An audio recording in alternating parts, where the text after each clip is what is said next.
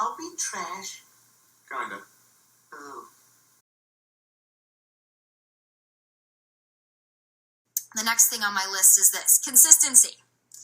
It really does not help me or my friends or any woman in general if you are really cool and you're really interested when you first start talking to them, and then give it 3, 4, 5 days, and all of a sudden you're not consistent anymore. You don't make plans. You don't really care. You kind of fade in and out. You're talking to 5 other Tatianas. Consistency is important. Now, if you want to be inconsistent and you want to ghost and you want to fall off the radar, that's fine, but I'm going to give you a pro tip. People like me and people like my friends, we aren't going to really give a shit after that. We don't really care. The F's have been given and we're kind of done. I'll tell you this from personal experience. Once I'm turned off, I am turned off and I don't care anymore. Again, I don't see any problem here with what she's saying. I think ladies, men, same thing, right? Say from the male perspective, let's just kind of flip it a little bit. You meet a girl, you get her number, you're exchanging texts, calling, have a date or two, and then all of a sudden she kind of vanishes. It would make you wonder, and this is probably what Tommy's thinking, it makes you wonder what else they have going on. Are they seeing somebody else on the side, a couple people? Are they just not that interested? What's going on? Why do people think that they can be casual with it? So in my dating life, and perhaps this has a little bit to do with my home life, my parents were always together, and my uncle and his wife, my cousin's mom and dad, they were always together. My aunt, she had 2 husbands, but they stayed together for the longest time. Shout out to you, Linda. How you doing, if you're watching? She won't be. Nobody in my family knows I do this stuff. So shh. My grandma was always married to my grandfather until he passed. They were together, how long? 30, 40 years. And she lived up to be 95 years old. But he actually died in his 60s. But they were together for 40 years. Now, granted, times were different back then. Shout out to Uncle Gary. Shout out to Grandma Rose and Grandpa Dale. Love you all. Having that consistency, to borrow her word, in the house, in my household structure, and the relationships of the relatives around me, I think created the situation where all I ever looked for was something that could be long-term. I came across these type of girls in college that I knew weren't worth a damn, that weren't going anywhere. And sure, they may have been fun, the Tatianas of the world. I really pushed away from that. Those type of individuals, once I sensed that they were like that, once I'd seen that they had no real goals or ambition, and we're talking about even when I was 20, 21, I really pushed away from that. I was willing to be single and just wait until the right type of person came into my life. And I think that patience, and again, having that family structure and seeing all of these long-term relationships, these marriages around me with my extended family, it really helped. So I really think that that's what she's getting at. That she's an individual who isn't looking for a hookup. A lot of men and women in her age group are. So it seems like she's frustrated by that type of thing. Those type of individuals that are looking for that when she's looking clearly for something more like what I was back when I was her age. Maybe she came off a little hard in the beginning where she said men are trash, insinuating or seeming to insinuate that all were. But then it's kind of softened as she went on to say some men. And now she's coming with this advice. I really don't see any issue with it. As I said, maybe she shouldn't have came out so hard with it and shouldn't have those sunglasses on her head inside. But, you know, it's not too bad so far. All right, let's finish this up and see what we got. Because I'm a very direct communicator. Women, this is important. I will communicate to you. If your communication isn't great, I will let you know that. I will let you know that more effort is needed. But if you don't heed that warning and I have to warn you twice, I'm done at that point because I don't really care anymore. More effort's now needed. I'm done. I love it. Now I don't care. And I know my friends who are watching this are thinking and saying the same thing because we have these conversations on an almost daily basis. Once you turn us off, we don't care anymore. So let that be a warning to you. You're probably not going to circle back. They always come back. They always come back. But when you're ready to come back, I probably don't care anymore. So if you want to switch up, stay there. Last thing on my list is also very important. Don't be, excuse my language, don't be a bitch. Don't be a bitch. Don't be a bitch. All right, this should be good. If you have then failed and you lost a woman of value, like myself or my friends, and then we don't really care anymore, don't be a bitch. Don't be butthurt. You did it to yourself. Okay? And it's no longer my problem. Now it's become a personal problem of yours. So don't be a bitch. And by the way, if I'm no longer interested because your effort is shitty, that's not me being a bitch. That's not me being difficult. That's me having a standard in which I expect from people. I do have high standards and high expectations. My friends have high standards and high expectations. Do you want to know why? We've worked for those. Okay? Exactly. We work hard. We're successful. And that's what I was talking about. We take care of ourselves. We try to look cute. We have a desire to be something We'll more cut her each off day. right there before she gets too out of hand. Men, ladies, I really don't have a problem with that.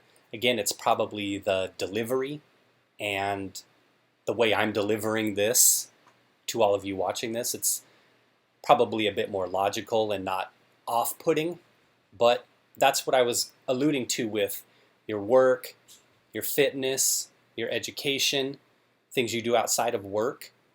Everything we do gives us the standard. Some people have that standard here. Let me get it on the screen here. Some people want to have that standard super low. Some people are comfortable here. Some people want to be here, here, here. Some people just keep evolving and upping their game all the time. Standards. I really don't see any problem with this. Everybody has them. Some are lower, some are higher. I think it all comes from within, though, and what you want. So when you think about people you've dated in your past, let's say you're married now, and you have a great relationship, and you think about the people you've dated in the past, and all of the things that you've gone through to get you here to where you are in life. Hasn't it all been a growth process? Even if you're single and you've had bad experiences in the past, it's the same thing. It's a growth process, right? You've had these experiences that weren't what you wanted, and you're like, F that, I'm not doing that anymore. Those kind of MGTOW individuals, they say, right? They've gone through these bad experiences. They don't want that anymore. Same kind of thing to me. Again, I would not take offense to this, and that's because, like I said, I've tried to work as hard as I can to create a situation where my standards are high. I have high standards, and I would hope that somebody would expect a lot of me as well in return, because I expect a lot. I tell you this, it will be a cold day in hell when I chase a man. And I know that's the same thing for my friends as well. And if my friends are listening and they're thinking about chasing a man, please, for the love of God, do not. Because there is not one single man on planet Earth, okay, that is worth making any woman feel like she is not good enough. I don't care how hot a girl is, how smart, how successful, how rich. We have all dealt with men who treat us like we are not good enough. No, the problem is we are too enough, and you can't handle it. I would offer some pushback on that, though, because, and granted, we're only getting one side of the story because this is her dating advice to men, but additionally, to men, I would say, don't feel like you're chasing either. It has to be reciprocity. It really does. You can't have a solid relationship that's going to last if you're the one who feels like you're always putting in the work. If you feel like you're always putting in the work, be that a man or a woman, eventually it's going to break down. That's just the way it is. For any relationship to last, for any substantive period of time, it has to be compromise, it has to be working together, and it has to be both parties working towards that end goal of remaining together and building stuff together. Yeah, I know, shut up. You shut up out there. I know it's cheesy. I know you're laughing at me right now. But it's true. All of the relationships I've had have all lasted over 5 years. And there's only been a few of them. It was always working towards a common goal. Things didn't work out in the end. They break down for whatever reason, and you know how it is. Same with you. it happens. You can't have one individual always feeling like they're the one putting in all of the work. Eventually, they're going to get tired of it. So to her, I would say, take your own advice. All of those tips you got right there that you're throwing at men, make sure you're offering the same. Take your own advice. And she may very well be when you get into a relationship with her. She may well be, but take your own advice, right? And number 1, are you single? No, really. 2, make plans. We don't want a pen pal. 3, value. Value someone who has value. Consistency. Be consistent. Don't be great and then fade out. And then don't fade out and then think that you're going to fade back in, because it ain't going to work. And last but not least, if all else fails, don't be a bitch.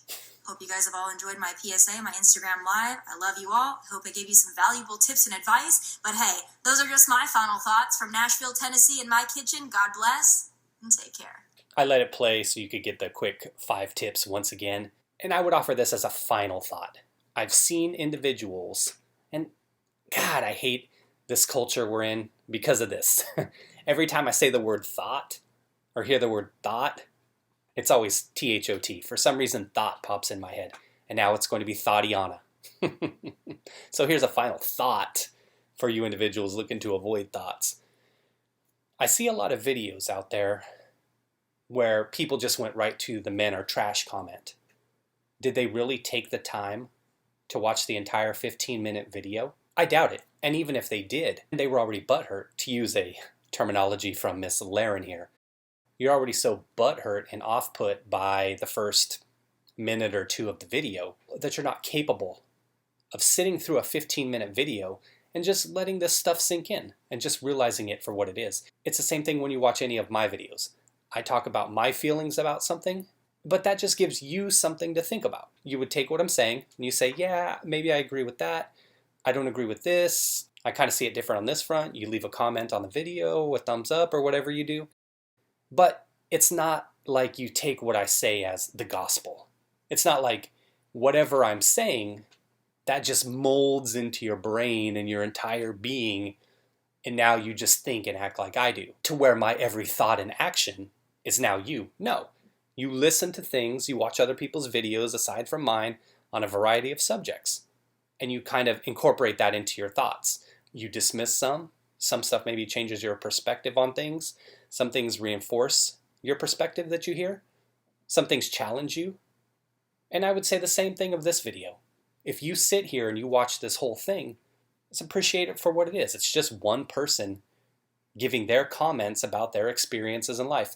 I know how it is, though. I know we have to react. I know we have to jump up and down like a dumb ape, right? Oh, Tomi Lauren is so horrible. She's gross. She's garbage. She's the problem. It's like you see it time and time again. If somebody on the net says something that people don't like, and we're talking about accountability, if they say, oh, I think that this body positivity movement is BS. I think it promotes an unhealthy lifestyle. If people say that, oh, well, you're gross, you're garbage, you're just phobic. If you say, oh, I don't agree with your preference lifestyle, I don't want my children being taught that gender is a spectrum.